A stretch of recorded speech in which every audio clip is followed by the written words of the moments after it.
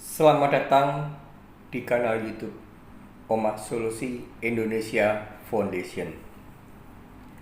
Pada kesempatan yang luar biasa ini, di hari Senin tanggal 27 Juni 2022, saya akan melanjutkan materi mengenai teror kolektor, dan ini merupakan materi seri yang pertama adalah tentang SLIK atau SIDPI checking, yang kedua tentang bunga dan denda, dan yang ketiga tentang tindak pidana, dan yang keempat ini saya berikan judul tetap menggunakan satu series, yaitu mengenal teror kolektor tentang dosa. Untuk yang seri SLIK dan seri bunga dan denda, itu acuannya adalah sangat-sangat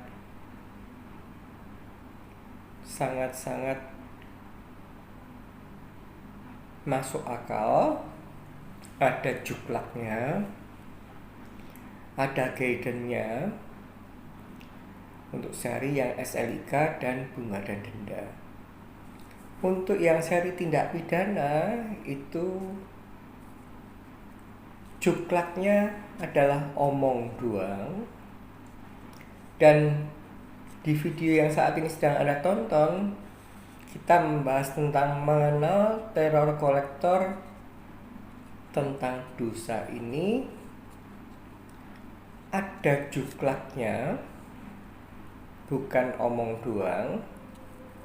Akan tetapi sudut pandangnya bermacam-macam, dan saya akan mencoba untuk menguraikan ini dengan menjelaskan dulu bahwa di Indonesia ini ada 6 agama yang diakui secara resmi.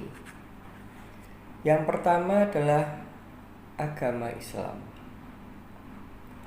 dan yang kedua adalah agama Kristen Protestan, dan yang ketiga adalah agama Katolik, dan yang keempat adalah agama Hindu, dan yang kelima adalah agama Buddha, dan yang keenam adalah agama Konghucu. Karena topik kita ini mau tidak mau, suka tidak suka, kita harus bahas ketika kita atau Anda sekalian sedang mengalami gagal bayar hutang kartu kredit. Seringkali setelah para kolektor dari bank penerbit kartu kredit, entah itu dilakukan oleh debt call, entah itu dilakukan oleh dash call, setelah menyerang card holder atau debitur yang saat ini sedang macet, atau pemegang kartu yang saat ini sedang macet dengan SLIK tidak mempan, menyerang dengan topik bunga dan denda tidak mempan, menyerang dengan topik melakukan sebuah tindak pidana tidak mempan, seringkali mereka ini mulai menyerang tentang dosa. Padahal profesi mereka ini kolektor, bukan kiai, bukan pendeta, bukan romo, bukan bante atau pandita atau yang dituakan di agama Konghucu atau Buddha atau Hindu atau Katolik atau Kristen atau Islam. Mereka hanya menyerupai sebagai seorang pemuka agama. Saya akan menjelaskan dulu, akan menguraikan bahwa di Indonesia ada 6, sudah saya katakan. Ada 6 itu, dan saya akan menjabarkan garis besarnya. Bagi saudara-saudara kita pemeluk agama Islam, mereka ini tempat ibadahnya di masjid, dan kitab sucinya adalah Al-Quran. Dan pada dasarnya adalah untuk saudara-saudara kita yang menganut agama Islam, ibadah yang dijalankannya adalah dengan melakukan sholat 5 waktu, dengan melakukan puasa, zakat, dan haji. Dan kemudian saya akan bahas untuk Kristen, Protestan, dan Katolik. Mereka ini tempat ibadahnya adalah di gereja. Kitab suci yang digunakan adalah Alkitab. Dan ajarannya tidak lain tidak bukan untuk Kristen, Protestan, atau Katolik ini adalah menjadikan sarana gereja ini untuk membangun relasi antara jemaat, atau kita sebut masyarakat,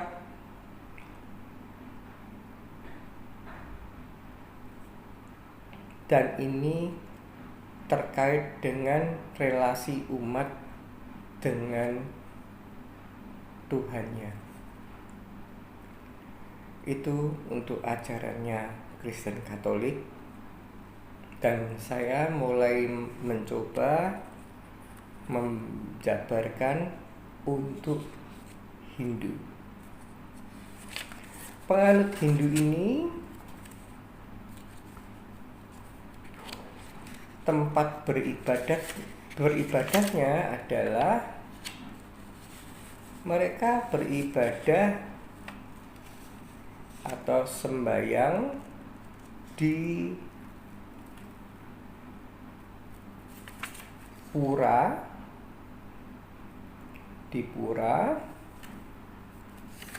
dan kitab sucinya kita tahu bahwa mereka menggunakan kitab suci Weda atau Veda. Dan ajarannya ini memberikan pandangan yang luas berdasarkan norma, karma, dan ini mulai digunakan untuk memberi pencerahan pada masyarakat agar supaya dalam melakukan tatanan kehidupan ini dilakukan dengan lebih baik. Pada dasarnya semua agama selalu mengajarkan pada umatnya untuk melakukan hal yang lebih baik. Dan saya akan melanjutkan dengan agama yang ke-5, yaitu agama Buddha. Agama Buddha ini menurut literatur yang ada merupakan agama tertua di dunia. Asalnya dari negara India, dan agama Buddha ini mempunyai tempat ibadah di vihara, dan kitab suci yang mereka pakai adalah Tripitaka. Agama Buddha ini menganut unsur memahami filsafat yang diajarkan oleh Siddhartha Gautama. Dan yang terakhir yang ada di Indonesia itu adalah agama Konghucu. Dan saudara-saudara kita yang menganut agama Konghucu itu beribadah di kelenteng atau lintang, dan mereka menggunakan kitab sucinya ini mengacu dengan seringkali mereka sebut Sisu Wujing. Itu dulu yang saya jelaskan guidance awalnya. Dan saya hanya sebatas mengatakan bahwa ini saya membahas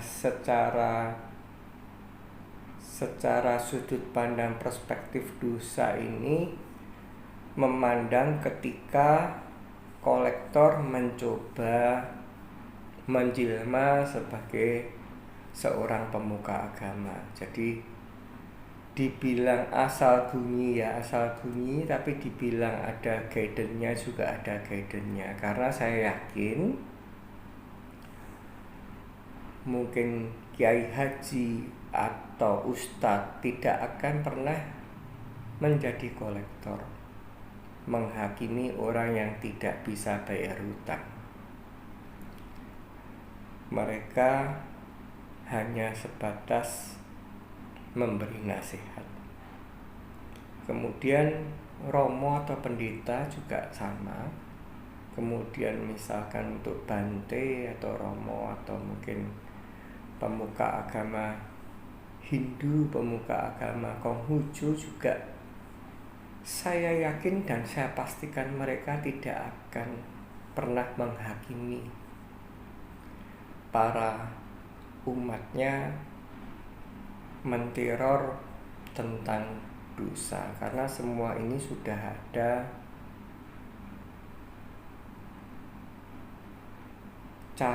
tata cara bahwa ketika seseorang melakukan kesalahan, yang Maha Kuasa sesuai dengan versi agama masing-masing itu pada dasarnya kita yakin jika umatnya ini akan berbalik arah untuk menuju kebaikan, pasti diberi kesempatan dan diberi pertobatan.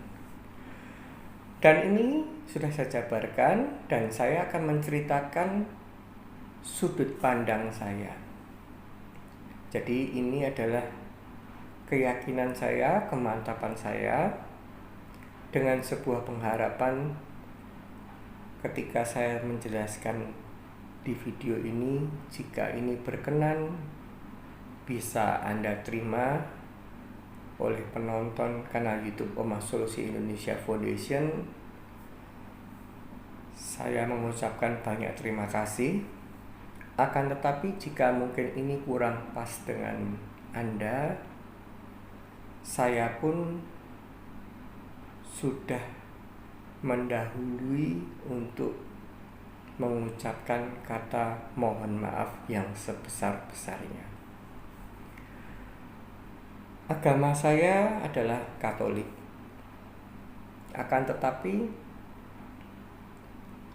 ketika saya mencoba untuk bertukar pikiran dengan Romo, mendengarkan khotbah-khotbah Romo, membaca kitab suci saya, Alkitab, saya tidak menemukan cara untuk mententramkan hati saya. Dan saya ini yakin dan sudah saya lakukan bahwa semua agama itu bagus. Jadi Saya juga sering mendengarkan khotbahnya dari agama Islam. Mungkin Hakim. Saya juga sering mendengarkan khotbahnya agama saudara kita dari Kristen Protestan, pendeta, mungkin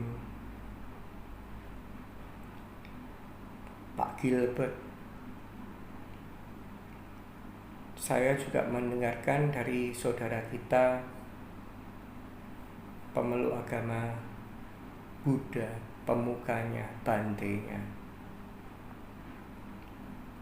Bante Panyawaru, Bante Utamo, Azan Bram, dan banyak hal. Buddha juga demikian. Saya seringkali mendengarkan khotbahnya Pak Gede Prama, juga Konghucu. Dari situ saya mencari intisari agar supaya saya dalam menjalani hidup ini, terutama ketika saya sedang mengalami problematika ini, bisa tentram.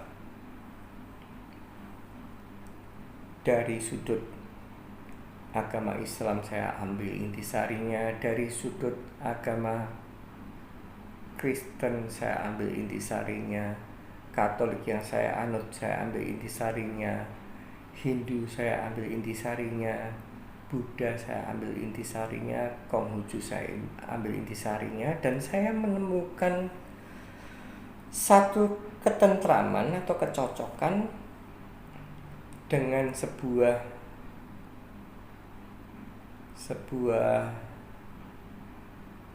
pakem. Itu adalah karma, hukum karma. Jadi saya setelah mendengarkan hukum karma, atau mungkin di Kristen Protestan atau Katolik ataupun Islam ataupun mungkin Hindu, Buddha, itu juga Konghucu juga pasti percaya atas hukum tabur tuai. Kita menanam jagung pasti tumbuh jagung, kita menanam ilalang pasti tumbuh ilalang. Dan ini yang menenteramkan hati saya. Dan saya walaupun menganut agama Katolik, tapi saya dari banyak problematika yang saya alami dan saya mempertanyakan, kadang-kadang ketika saya gundah gulana, saya mempertanyakan kenapa kok saya harus mengalami ini. Dan di agama saya hanya diberikan sebuah penjelasan secara rohani bahwa itu adalah pencobaan. Tapi mereka mengatakan, para romo, bahwa di Alkitab juga tertulis bahwa Tuhan tidak akan memberikan pencobaan pada umatnya melebihi dari kekuatan umat itu sendiri. Itu cukup menenteramkan. Tapi ketika saya mendengarkan pembabaran Dharma dari seorang Bante, juga pembabaran Dharma dari Pak Gede Prama, di mana beliau tinggal di Bali, di mana mayoritas orang Bali beragama Hindu. Hindu dan Buddha ini ada kesamaan. Agamanya ini atas dasar filsafat. Di sana mengatakan bahwa terutama di Buddha itu adalah mempercayai adanya reinkarnasi, kelahiran kembali. Sedangkan kalau agama saya, mati pilihannya ada dua. Kalau berbuat baik masuk surga, kalau berbuat jahat masuk neraka. Dan saya ambil sudut pandang yang menenteramkan hati, yang cocok, ya. Saya merasakan kecocokan bahwa reinkarnasi ini menjawab bisa menjawab kenapa toh saya saat ini mengalami problematika.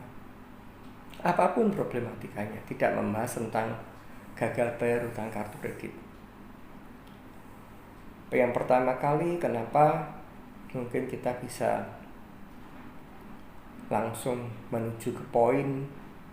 Kenapa kita mempunyai orang tua Pak A dan Bu A? Kenapa bukan mempunyai orang tua Pak C atau Bu C? Di situ dijelaskan oleh seorang Bante bahwa kehidupan yang saat ini kita alami itu bukan kehidupan yang pertama, tapi sudah berulang-ulang kehidupan. Itu dari orang tua dulu. Terus menjawab mungkin apa yang ada di masyarakat. Kenapa ada orang yang lahir di keluarga miskin dan kenapa ada orang lahir di keluarga kaya? Kemudian menjawab lagi, kenapa ada orang lahir dengan wajah yang tampan, cantik? Kenapa ada orang yang lahir di wajah yang jelek? Ada lagi pertanyaan-pertanyaan yang tidak dapat saya dapat untuk menenteramkan hati. Kenapa ada pasangan suami istri yang harmonis dan ini bukan sandiwara? Kenapa ada pasangan suami istri yang selalu cekcok, bahkan ada selalu pihak ketiga hadir, atau bahkan sampai bercerai? Terus saya mendapatkan lagi, kenapa kok ada orang yang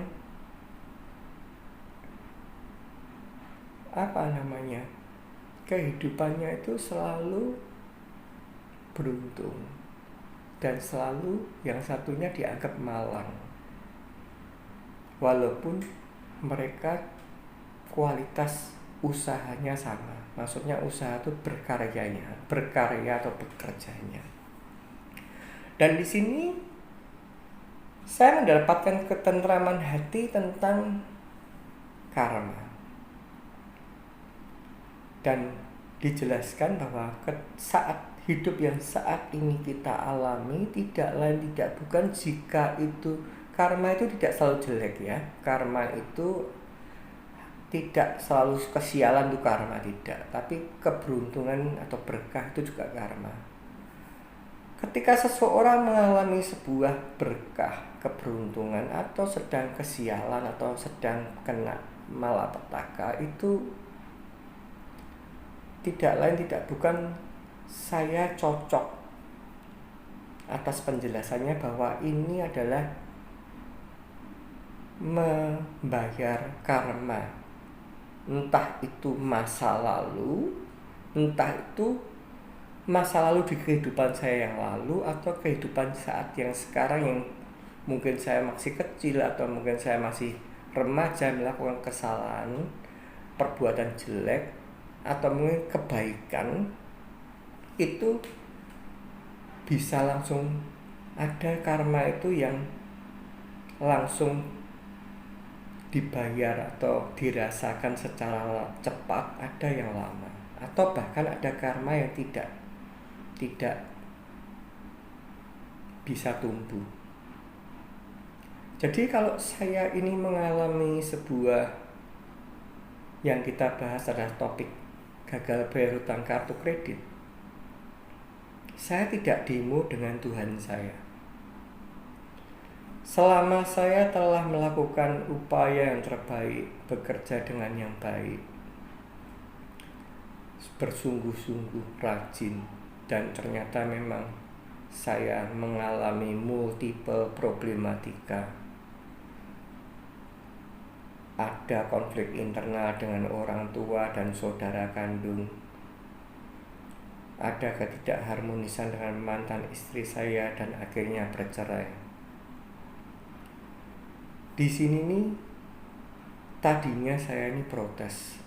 demo dengan Tuhan saya. Kok harus mengalami hal ini? Akan tetapi karena saya dari muda sudah sering sekali mendengarkan khotbah, entah itu dari agama Islam, entah itu dari agama Buddha, entah itu dari agama Kristen, entah itu dari agama Katolik yang saya anut, entah itu saya dari agama Hindu atau Konghucu, sehingga ini manfaatnya luar biasa. Dan ini menjawab yang tadi, orang dilahirkan tampan, mungkin karena perbuatan baik masa lalu membuahkan hasil yang demikian. Mohon maaf kata, ada orang yang umur pendek, ada orang yang umur panjang. Itu penjelasnya paling pas yang saya dapatkan dari sudut perspektif agama Buddha. Orang yang banyak melakukan pembunuhan biasanya akan menua dengan umur pendek. Jadi saat ini saya ketika hanya seorang kolektor, entah itu debkol, entah itu deskol, menyerang saya tentang dosa. Pak, kalau tidak bayar hutang dosa. Saya tidak membuat gentar. Ketika hanya seorang deskol atau debkol mengatakan umur bapak tidak tahu loh, bisa jadi nanti mati, dosanya gimana, saya jadi tidak gentar lagi. Karena saya pun juga sudah siap dengan kekuatan iman yang saya pegang. Saya mempunyai keyakinan bahwa apa yang terjadi saat ini, entah itu keberuntungan, entah itu malapetaka, itu semua adalah karma yang saat ini sedang berbuah. Dan yang terpenting yang saya dapatkan dari makna pembelajarannya dalam hidup ini, ketika kita bertindak, jangan menambah karma buruk, niat buruk, tapi tambahlah karma baik, niat baik, berbuat kasih, welas asih, berbuat dengan benar. Dan yang terjadi yang kemarin, jangan sampai punya anggapan, jangan sampai Anda juga punya anggapan bahwa orang kayak gitu kok malah kaya, sedangkan orang yang tidak, maksudnya orang kayak gitu tuh misalkan orang yang tidak bekerja, mungkin orang yang jahat mungkin kok malah kaya, sedangkan kalau kita menganalisa diri kita ini sudah tidak pernah jahat, kok malah kita juga rajin, kok malah bonyok. Ketika kita gagal dalam percintaan, saya pernah membangun relationship, mempunyai pacar, dan akhirnya gagal. Saya cuma hanya berpedoman satu, yang nasar bukan saya. Atau mungkin ketika saya punya seorang istri dan akhirnya mantan, itu pun juga saya tidak menganggap yang nasar mantan istri saya dan saya yang terbaik, tidak. Ini semua adalah akibat dari karma. Mungkin karma saya dulu mungkin pernah membuat atau menyakiti atau pernah meninggalkan seorang wanita di kehidupan lampau, sehingga akhirnya saya mengalami harus membayar karma tersebut di kehidupan yang sekarang. Itu bisa terjadi. Jadi kalau misalkan, mohon maaf, saya tidak mengatakan saya saat ini tidak bayar hutang, mungkin dulu saya pernah juga istilahnya di kehidupan yang lampau pernah saya meminjami orang dan yang saya pinjamkan yang saya pinjamkan ke orang itu tidak dibayar oleh orang itu. Saya memandang dari right view, positive thinkingnya, sehingga saya tidak galau sama sekali. Tapi saya yakin saya tetap usahakan semampu saya. Tapi apa yang dikatakan kolektor adalah benar adanya. Umur manusia itu tidak tahu kapan kita akan dijemput. Kita menemui ajal itu kapan tidak tahu. Tapi saya punya sebuah pegangan hidup. Andaikan saya harus meninggal, apapun sebabnya, saya yakin akan ada reinkarnasi. Dan ketika saya nanti reinkarnasi, ada kemungkinan besar di kehidupan yang akan datang gantian saya, akibat saya saat ini tidak bayar hutang, gantian saya yang nantinya dikemplang orang. Kalau dikemplang istilahnya adalah kasar, gantian saya nanti ada orang yang pinjam hutang dengan saya dan tidak dibayar. Jadi itulah topik yang saya bahas, versi saya. Tadi sudah saya katakan kalau Anda bisa mendapatkan pencerahan, silahkan Anda ambil. Tapi kalau ini tidak sesuai, saya sudah mengatakan mohon maaf. Dan sebelum saya menutup video yang saya bawakan, saya jelaskan pada Anda. Dalam kehidupan ini jadi inti dasarnya yang saya pegang. Kalau saat ini Anda mungkin sedang jengkel, sedang dendam dengan seseorang, sebaiknya itu segera diakhiri. Karena kalau ini tidak diakhiri, ini nanti akan, kalau kita percaya, kalau kita yakin terhadap adanya proses reinkarnasi, ini nggak selesai-selesai. Gebuk-gebukan, balas-balasan terus. Oleh karena itu, di video saya di kanal YouTube Omah Solusi Indonesia Foundation itu tidak pernah saya mengajarkan benci sama kolektor, musuhono kolektor, entah itu debt call, entah itu desk call. Saya hanya mengajarkan ketika Anda itu bertemu dengan debt call atau desk call yang melanggar tata cara penagihan, itu jangan bertindak diam. Hanya itu saja. Jadi ini ibaratnya tuh mungkin ya balik lagi bahwa yang terjadi saat ini, kenapa kok saya menjadi seorang pengusaha yang bangkrut, kenapa saya menjadi seorang duda yang bercerai, kenapa saya saat ini belum bisa jaya. Itu mungkin karena karma-karma buruk saya di kehidupan lampau masih banyak yang harus saya selesaikan. Tapi saya sudah mendalami sekali atas apa yang sudah saya yakini.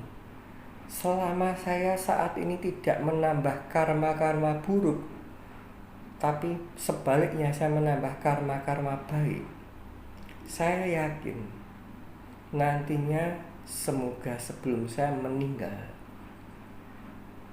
berpulang, saya sudah bisa membereskan problematika yang ada. Jadi saya sama orang-orang yang mungkin menyakiti saya sudah berusaha untuk memaafkan, melupakan. Kan tetapi ketika mereka tidak merasa masih menendam, itu haknya mereka. Karena dalam keyakinan saya, walaupun saya agamanya Katolik, tapi saya lebih cocok ke pembabaran Dharma agama Buddha, juga Hindu. Kalau ini tidak kita stop, terjadi episode lagi, dan nanti akhirnya akan lebih jelek. Kita bisa terlahir sebagai seorang manusia saja, sebagai seorang manusia adalah berkah yang luar biasa. Kalau kita berbuatnya jelek-jelek sekali atau melanggar karma yang sangat buruk, bisa jadi di alam berikutnya kita akan lahir tidak lagi menjadi seorang manusia. Dan saya bekali pada Anda sekalian yang mengalami kesukaran yang sangat berat versi Anda. Jangan pernah Anda putus asa, apalagi mempunyai pemikiran ingin bunuh diri, mengakhiri hidup. Karena itu konsekuensinya sangat-sangat menakutkan. Tidak ada alasan apapun, tidak ada hal yang bisa menunjang untuk melakukan pembelaan ketika Anda menghadapi problematika dan ketika Anda memilih untuk mengakhiri hidup dengan bunuh diri. Saya yakin dari sudut pandang agama apapun, alam terjelek akan Anda alami setelah Anda melakukan bunuh diri. Jadi ketika kolektor, hanya seorang kolektor debt call, hanya seorang kolektor deskol mengatakan tentang dosa, masuk telinga kanan, keluar telinga kiri. Sebaliknya, masuk telinga kiri, keluar telinga kanan. Tak perlu takut. Kalau memang kondisinya belum memungkinkan, Anda tidak perlu takut tentang provokasi dosa. Yang terpenting kelakuannya saat ini sampai ke masa depan, jangan menambah perbuatan buruk, tapi tambahlah perbuatan yang baik. Karena tidak sedikit orang yang gagal bayar hutang kartu kredit, ternyata tidak ada apa-apa, malah menggunakan kesempatan yang jelek-jelek, lebih nyasar, itu banyak. Semoga video ini bermanfaat, semoga Anda bisa mengerti apa yang saya jelaskan versi saya. Tidak artinya Anda harus menurut versi saya, tapi pencerahan yang saya dapatkan yang membuat saya tentram, bisa melalui kehidupan yang saat ini saya anggap sukar. Jangan menyerah, tetap semangat, dan ingat, badai pasti berlalu.